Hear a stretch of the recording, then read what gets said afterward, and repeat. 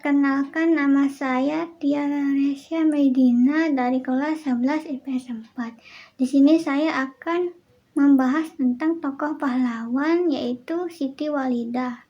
Langsung saja ke videonya. Yang pertama yaitu pembahasan A, yang ada dua. Awal kehidupan dan menjadi Nyai Ahmad Dahlan. Yang kedua itu pembahasan B. Ada tiga, yaitu mendirikan Sopo Tresno atau Aisyah. Yang kedua itu aktif di Muhammadiyah dan Aisyah. Dan juga berakhirnya atau wafatnya Siti Walidah. Yang pertama yaitu latar belakang Siti Walidah. Siti Walidah adalah tokoh emansipasi perempuan yang berasal dari Yogyakarta. Meskipun nama Siti Walidah jarang terdengar, tetapi ia banyak berkiprah di organisasi Muhammadiyah dan Aisyah.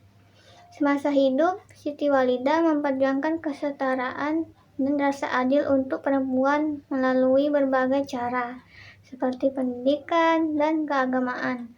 Siti Walidah dipanggil pula sebagai Nyai Ahmad Dahlan karena ia menikah dengan Kyai Haji Ahmad Dahlan. Dan selanjutnya yaitu awal kehidupan beliau. Siti Walidah lahir di Yogyakarta pada tanggal 3 Januari tahun 1872 Masehi. Ia berasal dari keluarga yang sangat taat beragama. Ayahnya adalah seorang penghulu keraton bernama Haji Muhammad Fadil bin Kiai Penghulu, Haji Ibrahim bin Kiai Muhammad Hasan Pengkol bin Kiai Muhammad Ali Raden Pengkol. Sementara itu, sang ibu dikenal dengan nama Nyai Mas, yang juga berasal dari kampung Kauman di Yogyakarta. Dengan latar belakang keluarganya, tidak heran apabila Siti Walidah sejak kecil sudah diajari mengaji Al-Quran. Sejak kecil, ia juga tidak pernah menempuh pendidikan formal sebab pandangan masyarakat Kauman pada saat itu menganggap bahwa sekolah di sekolah formal adalah hal yang haram. Terlebih lagi, pada masa itu sekolah-sekolah banyak didirikan oleh Belanda. Oleh karena itu, pendidikan yang diterima Siti Walidah hanya berasal dari kedua orang tuanya. Lalu selanjutnya yaitu menjadi Nyai Ahmad Dahlan. Sejak usia 9 tahun, Siti Walidah dipingin oleh kedua orang tuanya, sampai tiba saat ia menikah dengan Muhammad Darwis atau yang lebih dikenal dengan Kyai Haji Ahmad Dahlan.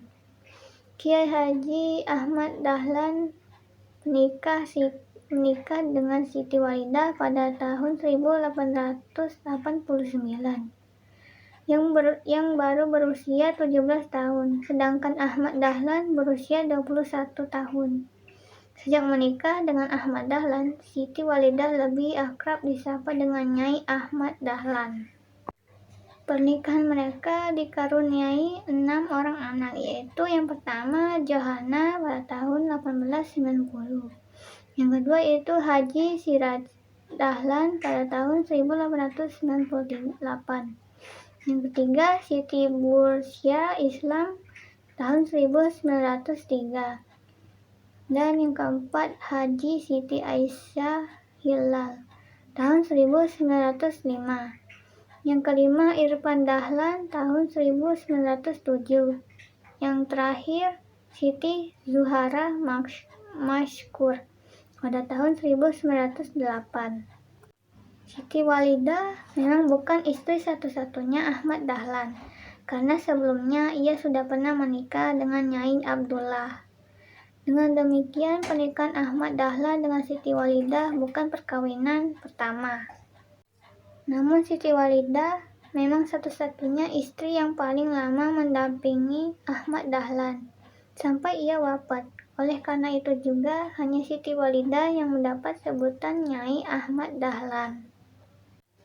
Dan setelah itu Siti Walidah mendirikan Sopo Tresno atau Aisyah pada tahun 1914. Siti Walidah mendirikan Sopo Tresno, sebuah kelompok pengajian wanita.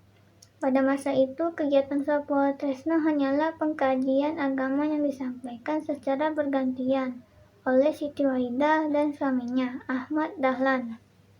Siti Walidah sendiri fokus pada ayat-ayat Al-Quran yang membahas mengenai isu-isu perempuan. Seiring berjalannya waktu, Sapotresna berkembang menjadi sebuah organisasi perempuan.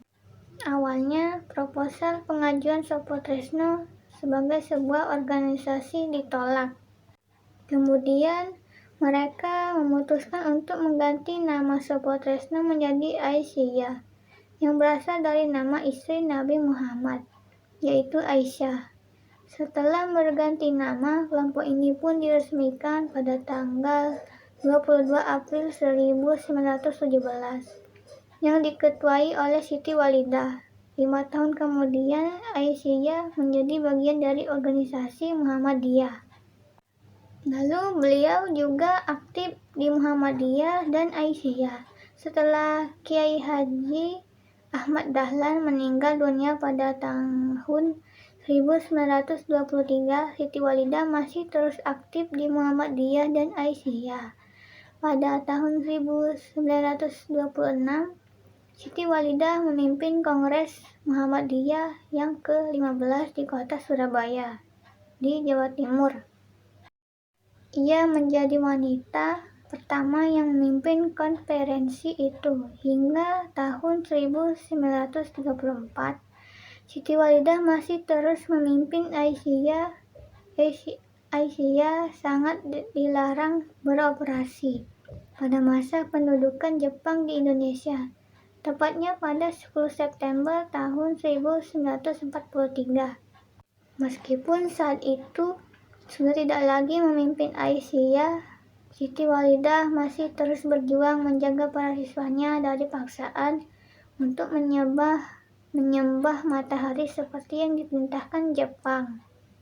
Selain itu, Siti Walidah juga turut membantu para tentara Indonesia yang sedang berjuang mempertahankan kemerdekaan Indonesia pada masa Revolusi Nasional Indonesia dengan cara memasakkan sup dan mempromosikan dinas militer kepada mantan murid-muridnya. Siti Walidah meninggal dunia pada 31 Mei 1946 pada jam 1. Jasadnya dimakamkan di belakang Masjid Gede Kauman Yogyakarta. Untuk mengenang perjuangannya, pada 10 November 1971, Siti Walidah dinyatakan sebagai pahlawan nasional Indonesia oleh Presiden Soeharto. Sekian, terima kasih telah mendengarkan saya sampai akhir. Saya Tiara Resya Medina dari kelas 11 IPS 4 tentang membahas tokoh pahlawan Siti Walidah. Sampai jumpa di video selanjutnya. Bye.